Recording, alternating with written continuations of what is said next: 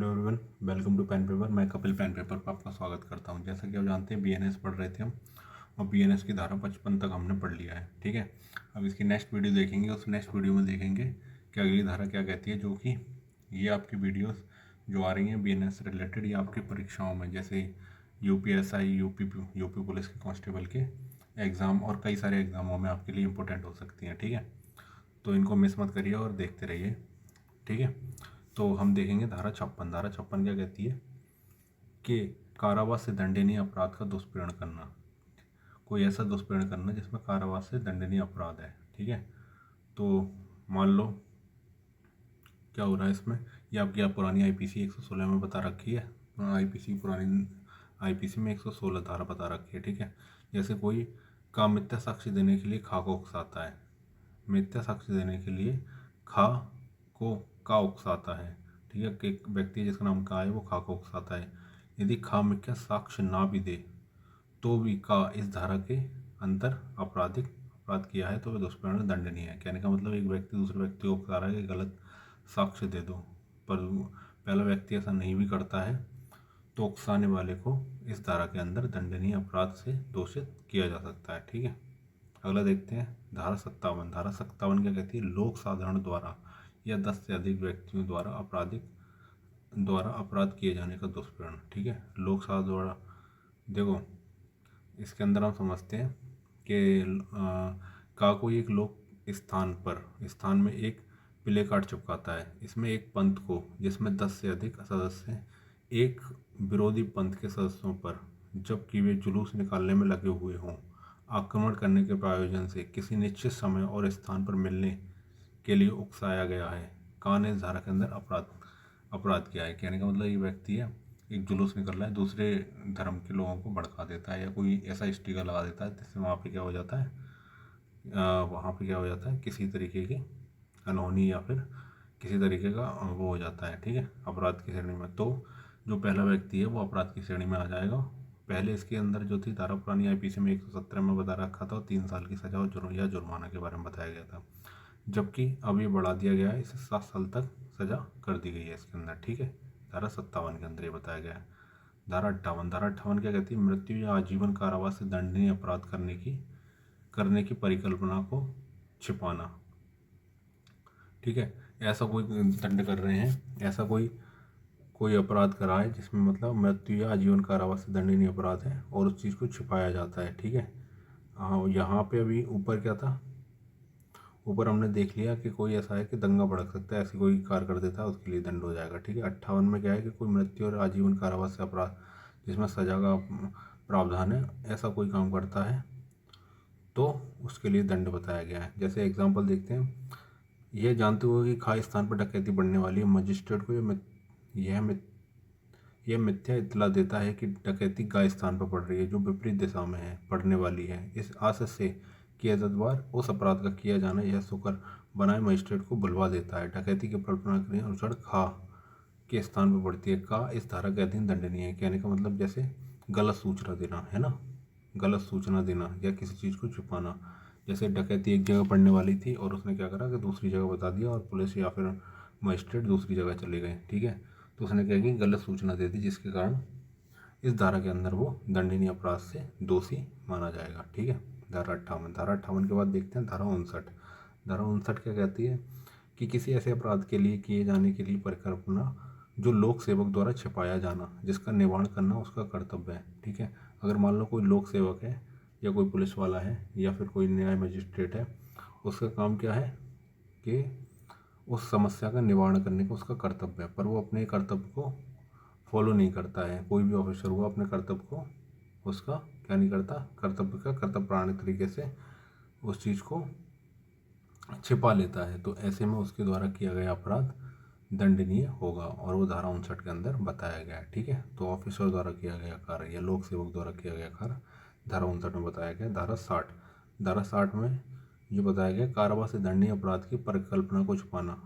पहला ऑफिसर हो गया, अब इसके अंदर कोई नॉर्मल आदमी छुपा लेता है तो उसके अंदर उसे धारा 60 के अंदर दंडनीय अपराध से दोषी माना जाएगा। ये पुरानी आईपीसी में 120 में दे रखा था। ठीक है, अब देखते हैं धारा 61 क्या कहती है? आपराधिक षड्यंत्र की परिभाषा देती है और आपराधिक षड्यंत्र किसे कहते हैं इसके बारे में बताया गया है। ठीक है, तो आपराधिक षड्यंत्र क्या होता है कि जब दो या अधिक व्यक्ति कोई अवैध कार्य या कोई जो अवैध कार्य भी नहीं है पर अवैध संसाधनों द्वारा करने या करवाने के लिए सामान्य उद्देश्य के साथ सहमत होते हैं, तब ऐसी सहमति जो होती है वो आपराधिक षड्यंत्र कहलाती है। ठीक है, तो आपराधिक षड्यंत्र की परिभाषा किसमें दे रखी है? धारा 61 में दे रखी है कि कोई ऐसा अवैध कार्य है या कोई भी नॉर्मल कार्य है उसको अवैध तरीके से करा जा रहा है, तो हम कहेंगे, चाहे वो किया भी नहीं जाए, सहमति जता दी, तो हाँ उस सहमति में ही हम ये कह देंगे कि उसने आपराधिक षड्यंत्र करा है। ठीक है, ठीक है।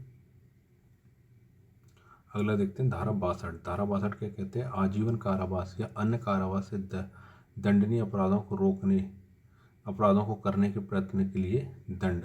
ठीक है, कोई ऐसा कार्य कर रहे हैं जैसे आजीवन कारावास या अन्य कारावास से दंडनीय अपराध है, उसको करने का प्रयत्न किया गया है। ठीक है, तो इसके अंदर दंडनीय अपराध माना जाएगा धारा 62 के अंदर, यानी प्रयत्न भी करते हैं। ये 511 के अंदर माना जाएगा। पुरानी आईपीसी में 511 में देखा होगा आपने, सब जगह 511 लगाते थे। ठीक है, तो 511 जो है आपकी उठ के कहाँ आ गई है? 62 में आ गई है। बहुत इंपॉर्टेंट धारा है और ये नॉर्मल आपकी ज़्यादातर यूज़ होती रहती है रेगुलर। ठीक है, जैसे एग्जांपल देख लो कि का एक संदूक तोड़कर खोलता है और उसमें कुछ आभूषण चुराने का प्रयत्न करता है। संदूक इस प्रकार खोलने के पश्चात उसे ज्ञात होता है कि उसमें कोई आभूषण नहीं है, उसने चोरी करने की दिशा में कार्य किया, इसलिए वह इस धारा के अंदर दंडनीय अपराध दोषी माना जाएगा। ठीक है, यानी आपने कोई प्रयत्न किया, अगर प्रयत्न किया है तो आप इसके अंदर जो है दंडनीय अपराध से इसके अंदर अपराधी कहलाओगे धारा 62 के अंदर। ठीक है, धारा 62 में प्रयत्न किया, मान लो कोई ने संदूक तोड़ा, संदूक में नहीं निकला, या तिजोरी लूटने की कोशिश करी, तिजोरी में कुछ नहीं निकला, पर आपने कोशिश तो करी ना, तो इसके अंदर आप क्या हो जाओगे? दोषी हो जाओगे धारा 62 के अंदर। ठीक है, प्रयत्न नहीं करना। ठीक है, इसके बाद देखते हैं धारा 63। धारा 63 क्या कहती है? बलात्संग। ठीक है, बलात्संग की परिभाषा देती है धारा 63। ठीक है, जो आपकी पुरानी आईपीसी में 375 से रिलेटेड है। ठीक है, ये स्त्री से रिलेटेड है। तो यदि कोई पुरुष, क्या कहती है बलात्संग? कि यदि कोई पुरुष किसी महिला की योनि उसके मुंह मूत्रमार्ग के गोदाम में अपना लिंग किसी भी सीमा तक प्रवेश करता है या उससे ऐसा अपराध या किसी अन्य व्यक्ति के साथ कराता है, ठीक है, तो उसको बलात्संग की श्रेणी में रखा जाएगा। ठीक है, इसके बाद खा पॉइंट दे रखा है कि कोई ऐसी वस्तु या शरीर का कोई भाग जो लिंग ना भी हो तो भी किसी सीमा तक लगाता है तो भी ये बलात्संग की श्रेणी में रखा जाएगा। ठीक है, या फिर हस्त साधन करता है, ठीक है, यानी छूता है उससे को गलत तरीके से, तो भी ये बलात्संग की श्रेणी में रखा जाएगा। ठीक है, और या अपना मुंह लगाता है, ठीक है, मुंह लगाता है तो भी ये बलात्संग की श्रेणी में रखा जाएगा।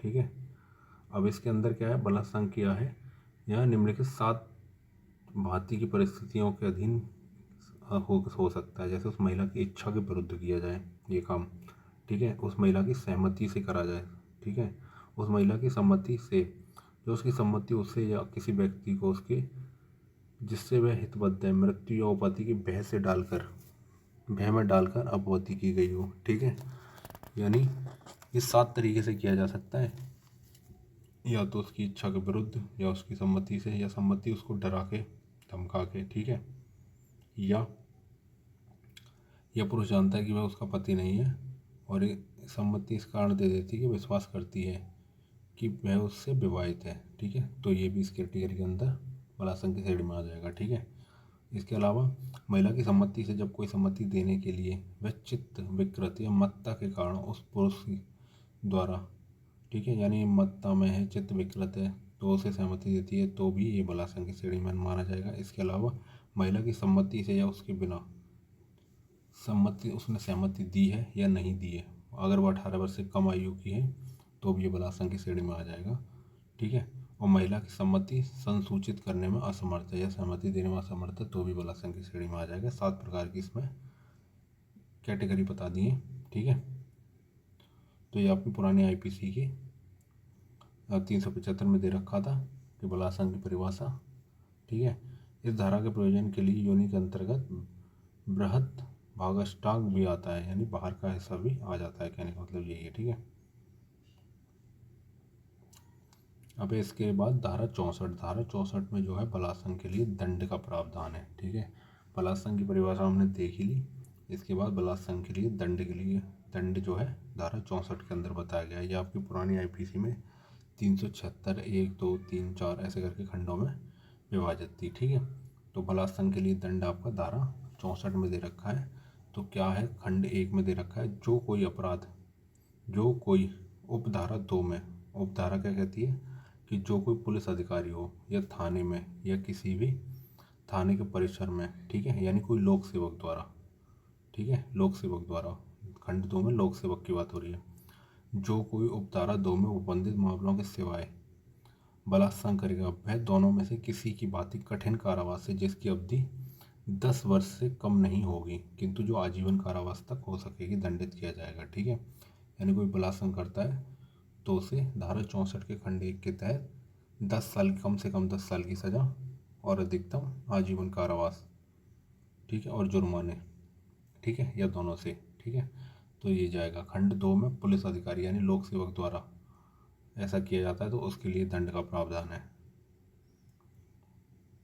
ठीक है, और इसके अंदर भी आपके क्या है कि इसके अंदर भी कई तरीके से लोक सेवक का हो गया, ठीक है, या किसी महिला के नाते द्वारा या सांप्रदायिक या पंथीय हिंसा के दौरान बलात्संग होता है, या किसी महिला को यह जानते हो कि वह गर्भवती है, बलात्संग करेगा तो भी, ठीक है, तो इसके कैटेगरी के अंदर खंड 2 में आ जाते हैं। इसको छोड़ के जो भी आएगा उसमें 10 साल की सज़ा, या मानसिक रूप से वो विकलांग है, कई सारी चीज़ें हो सकती हैं। तो इसमें अगर इन कैटेगरीज में आता है तो उसमें क्या होगा, 10 साल की सज़ा से कम नहीं होगी, जो आजीवन कारावास तक होगी, जिससे उस व्यक्ति की शेष प्राकृतिक जीवन काल के लिए कारावास अभिप्रेत होता है। ठीक है, आजीवन कारावास का मतलब यहाँ पे बोला है शेष प्राकृतिक जीवन काल से। ठीक है, तो ये हो गई आपकी बलात्संग के लिए दंड धारा 64 के अंदर, धारा 64 के अंदर होगी। अब देखेंगे अगली वीडियो में, देखेंगे धारा 65 में क्या बताया गया है, कतिपय मामलों में बलात्संग के लिए दंड। ठीक है, कौन कौन से मामले हो सकते हैं जिनके लिए दंड दिया जाएगा, या ठीक है। आई होप आपको वीडियो पसंद आई होगी। अगर वीडियो पसंद आए तो चैनल को लाइक करें, शेयर करें, सब्सक्राइब करें। ठीक है, थैंक यू।